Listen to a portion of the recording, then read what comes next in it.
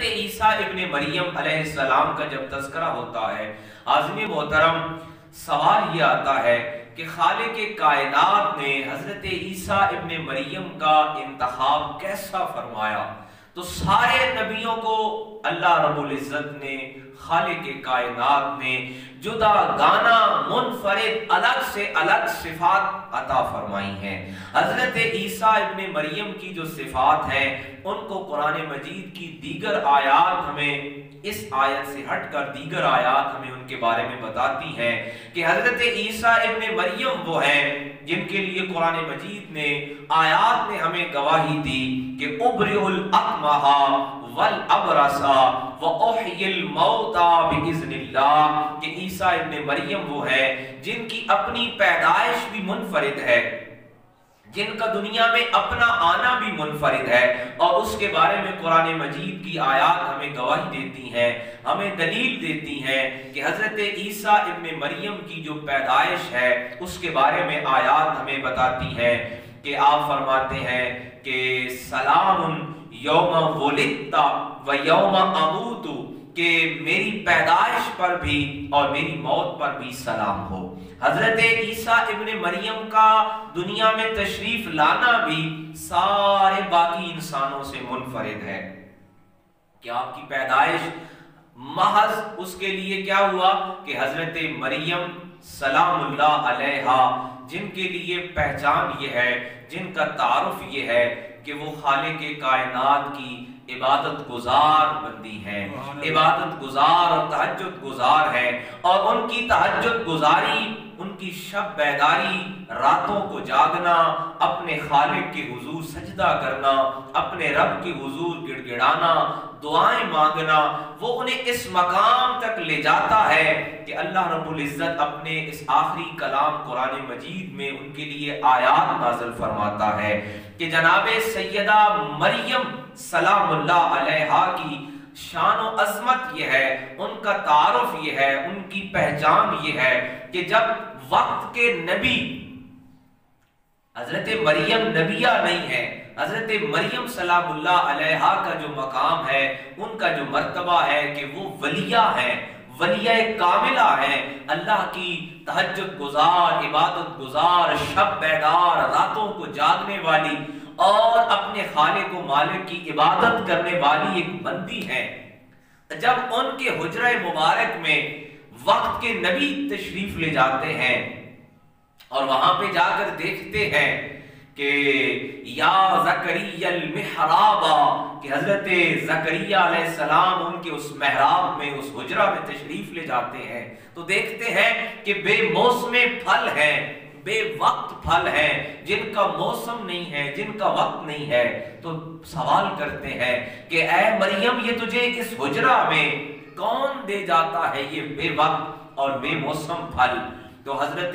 سیدہ مریم سلام اللہ علیہا فرماتی ہیں کہ میرا خالق، میرا مالک مجھے کھلاتا اور پلاتا ہے۔ تو پتہ چلا کہ جو اللہ کے اولیاء ہیں، انبیاء کا مقام و مرتبہ بہت اعلیٰ ہے، بہت بلند ہے، بہت اونچا ہے،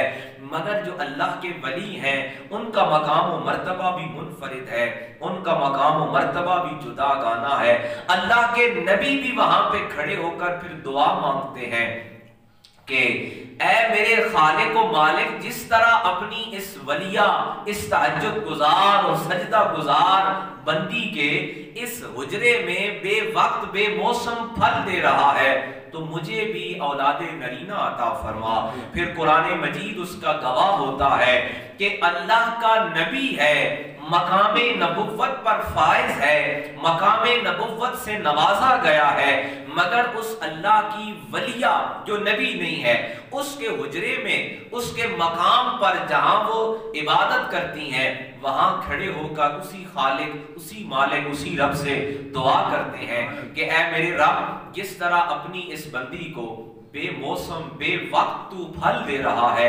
مجھے اولاد نرینہ عطا فرما۔ یہ رب حبلی من الصالحین کی دعا مانگتے ہیں۔ قرآن ان کی دعا کو، ان الفاظ کو اپنے اندر محفوظ فرماتا ہے۔ عظیم محترم، یہ مقام سورہ بقرہ میں ہم اس کو پڑھ چکے ہیں، سورہ آل عمران میں ہم اس کو پڑھ چکے ہیں، اور وہاں پہ یہ سارا واقعہ میں عرض کر چکا ہوں۔ یہاں پہ صرف یہ عرض کرنا مقصد ہے کہ حضرت عیسیٰ ابن مریم کی پیدائش بھی منفرد ہے،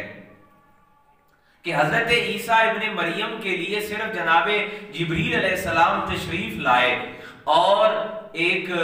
بشر کی صورت میں، قربان چاہیے، آج لوگ کہتے ہیں کہ نور بشر نہیں ہو سکتا، بشر نور نہیں ہو سکتا۔ قرآن بتاتا ہے کہ بشرا سویا، جب جبریل حضرت مریم سلام اللہ علیہا کے اسی حجرہ مبارک میں آئے تو لباس بشر میں تھے۔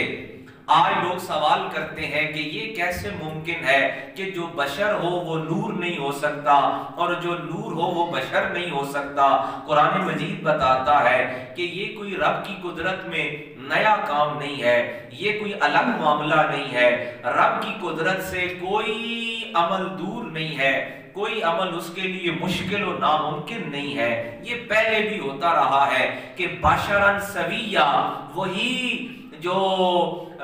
نور ہے اپنی تخلیق کے اعتبار سے، اپنی پیدائش کے اعتبار سے، جو ازلی نور ہے جبریل، وہ نور جو ہے، نور علی نور جو ہے، وہ جناب سیدہ مریم کے حجرہ میں لباس بشر میں تشریف لاتے ہیں۔ اور ایک لوگ کہتے ہیں یہ دم کیا کرتا ہے، یہ پھونک کیا کرتی ہے، یہ جن کی زبان نورانی ہو، جن کا کلام نورانی ہو، ان کے بولے ہوئے لفظ بھی بڑا اثر کرتے ہیں۔ اور حضرت جبریل کا وہ جو دم ہے وہ جناب سیدہ مریم سلام اللہ علیہا پر یہ اثر کرتا ہے کہ آپ کے ہاں حضرت سیدنا عیسیٰ کی پیدائش ہوتی ہے۔ تو حضرت سیدنا عیسیٰ ابن مریم کا تعارف یہ ہے کہ کائنات میں ہر فرد اپنے باپ کے نام سے پہچانا جاتا ہے، اور جناب سیدنا عیسیٰ جو ہے ان کا منفرد مقام یہ ہے کہ وہ ابن مریم کے تعارف سے پہچانے جاتے ہیں۔ قرآن بتاتا ہے کہ سیدنا عیسیٰ ابن مریم علیہ السلام کا جو اعزاز ہے وہ یہ منفرد ہے کہ رب نے ان کو ایسا منتخب کیا ہے۔ اور پھر جیسے سورہ مریم میں ارشاد فرمایا کہ ان کے سلام، کہ ان کے اس دن پر بھی سلام ہو جس دن ان کی پیدائش ہوئی، اور جس دن ان کو دنیا سے بلایا گیا اس دن بھی ان پر سلام ہو۔ تو یہاں کی سورۃ المائدہ کی جو آیات مبارکہ ہم پڑھ رہے ہیں، ان میں اللہ رب العزت نے ارشاد فرمایا کہ اسی عیسیٰ ابن مریم کو ہم نے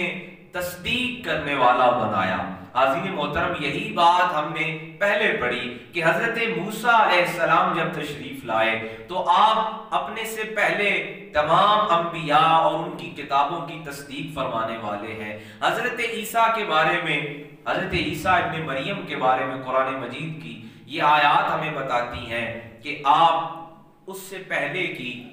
جو تورات نازل ہو چکی ہے اس کی تصدیق فرمانے والے ہیں، اور پھر جو ان کو انجیل کی صورت میں جو کلام الہ نازل کیا گیا ہے، رب کا کلام انہیں دیا گیا ہے۔ فرمایا کہ وَآتَيْنَاهُ الْإِنْجِيلَ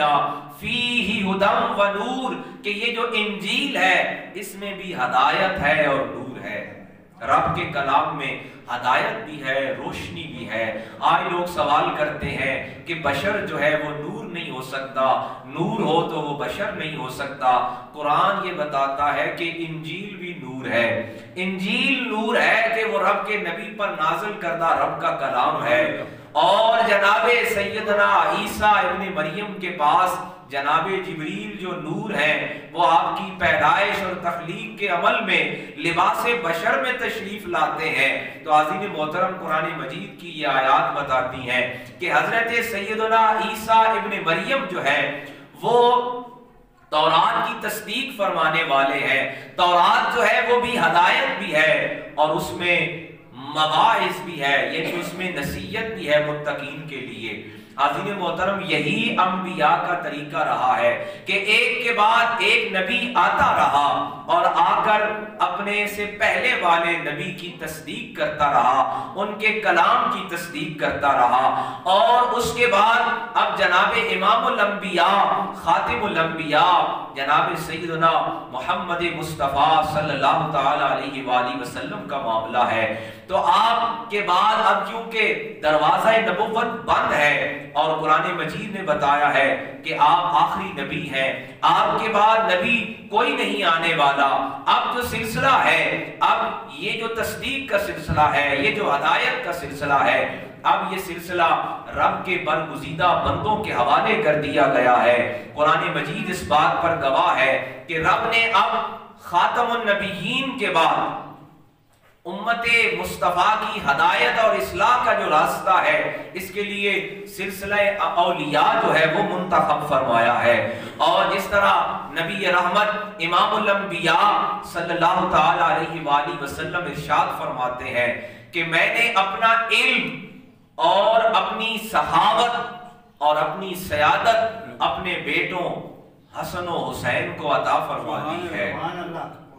اور پھر یہی وہ گھر ہے جس کے بارے میں قرآن مجید بتاتا ہے کہ اِنَّا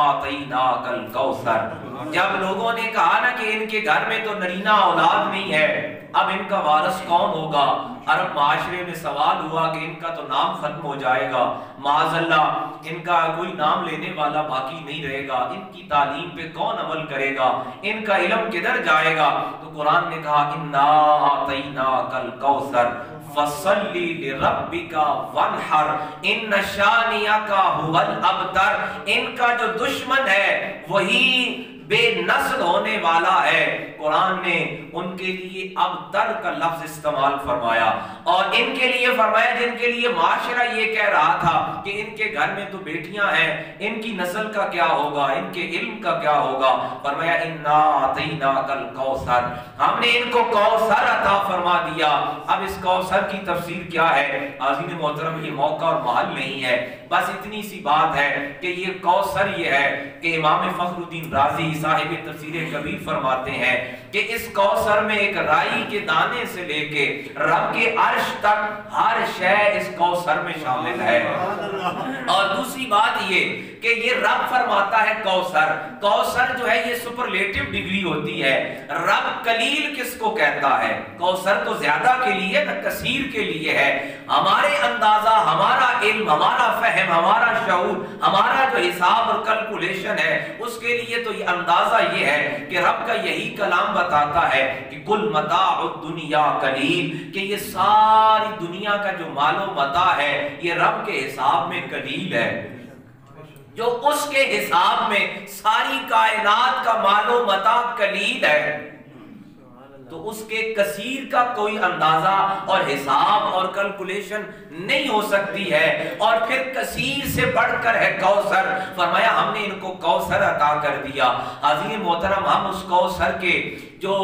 حقیقت ہے اس سے تو ہم آشنا نہیں ہو سکتے، ہاں ہمیں یہ ضرور خبر ہے، یہ ضرور ہمیں پتہ چلا ہے کہ رب نے اپنے محبوب کا جو علم ہے، ان کی جو تعلیمات ہے، ان کی جو سیادت ہے، ان کی جو صحابت ہے، اور ان کے گھر کا جتنا فیضان ہے، رب نے وہ حسن و حسین سے وہ جاری فرما دیا۔ اور اب وہ حسن و حسین سے کیسے جاری ہے کہ ایک طرف آئمہ اہل بیت ہیں، امام باقر ہیں، امام زین العابدین ہیں، امام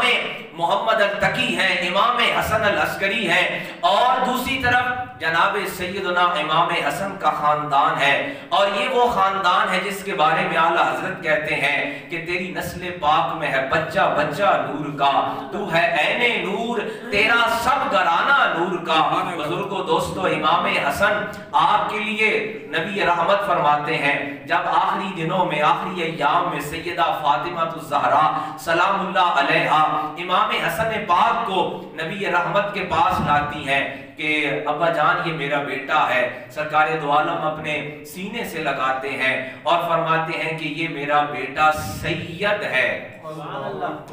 کائنات میں سارے لوگ سید کا لفظ استعمال فرماتے ہیں، مگر جو سب سے پہلے سید کا لفظ نبی رحمت نے استعمال فرمایا وہ امام حسن کے لیے ہے۔ سرکار فرماتے ہیں یہ میرا بیٹا سید ہے اور میں نے اپنی جود و سخا اس کو عطا کر دی ہے۔ اب خاندان امام حسن سے یہ جو علم کی خیرات ہے، یہ جو جود و سخا کی بارش ہے، یہ جو بحر بے قرار ہے، یہ کیسے جاری ہے؟ عظیم محترم پھر ہمیں تاریخ نے یہ بتایا کہ یہ امام حسن کے گھر کا جو فیضان ہے، جو بارگاہ نبوت سے چلا ہے، جو نبیوں کے وارث ہیں، جن کے پاس سارے نبیوں کے سارے علوم کا خلاصہ ہے، یہ سیدنا شیخ عبد القادر جیلانی الحسنی والحسینی رضی اللہ تعالی عنہ کے ذریعے پھیلا ہے۔ اور سیدنا الشیخ عبد القادر جیلانی جن کا یہاں پہ بس یہی کہنا ہی مختصر ہوگا کہ آپ ایسے ہیں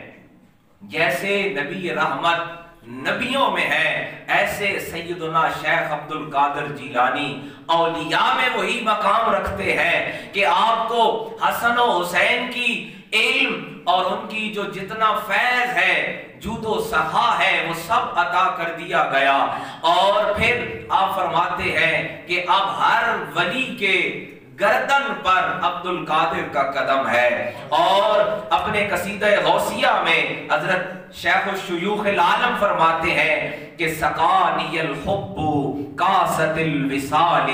فقلت لخمرتی نحوی تعالی۔ آپ فرماتے ہیں عشق و محبت نے مجھے وصال کے پیالے پلائے اور میں نے اپنی شراب معرفت سے کہا کہ میری طرف آ۔ اور فرماتے ہیں سعد ومشت لنحوی فی کوسی فہمت بسکرتی بین الموالی۔ پیالوں میں بھری ہوئی وہ شراب معرفت جو توحید اور رسالت کی شراب ہے وہ میری طرف دوڑی، پس میں نے اپنے احباب کے درمیان وہ نشہ شراب معرفت سے میں مست ہو گیا۔ اور پھر اپنے قصیدہ غوثیہ میں سیدنا شیخ عبد القادر جیلانی فرماتے ہیں، پیر میران کی کرامات تو سنی ہے، ان کا کلام بھی سنیے۔ فرماتے ہیں فلو القیت سری فی بحار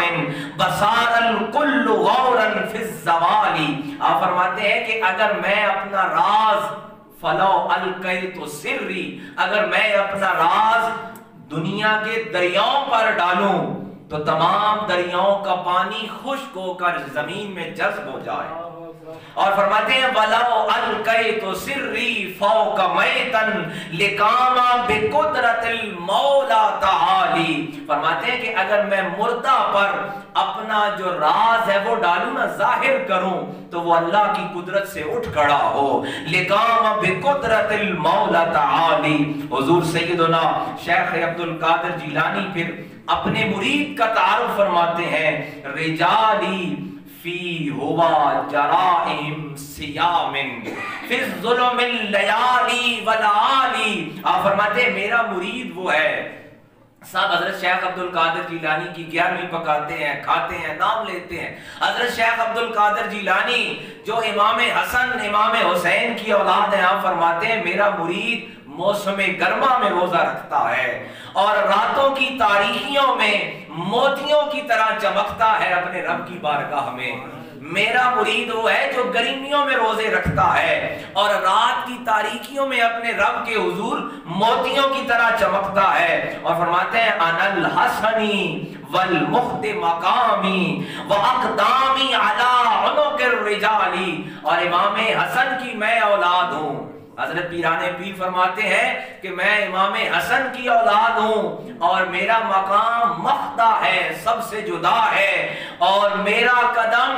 ہر ولی اللہ کی گردن پر ہے۔ اور فرماتے ہیں وَعَبْدُ الْقَادِرِ الْمَشْهُورِ اسْمِي وَجَدِّي صَاحِبُ الْعَيْنِ الْكَمَالِ۔ آپ فرماتے ہیں میں عبد القادر کے نام سے مشہور ہوں اور میرے نانا و دادا جناب سیدنا محمد الرسول اللہ اور جناب حیدر کرار، آپ فرماتے ہیں کہ میرے جو جد ہیں نانا و دادا ہے، وہ صاحب الکمال اور صاحب نظر ہے، میں ان کی اولاد ہوں۔ عازمین محترم، حضرت شیخ عبد القادر جیلانی کی جو تعلیمات ہیں، آپ کی جو سیرت ہے، آپ کی جو ذات والا صفات ہے، بہت سارا اس پہ لکھا گیا، بولا گیا، پڑھا گیا، اس کے بارے میں بیان کیا گیا۔ اگر ایک جملے میں بات کی جائے تو حضرت شیخ عبد القادر جیلانی رب سے ملانے کا، بندوں کو اپنے رب سے ملانے کا ایک ذریعہ ہے، اور مخلوق خدا کی خیر خواہی و بھلائی کا ایک مزین راستہ ہے۔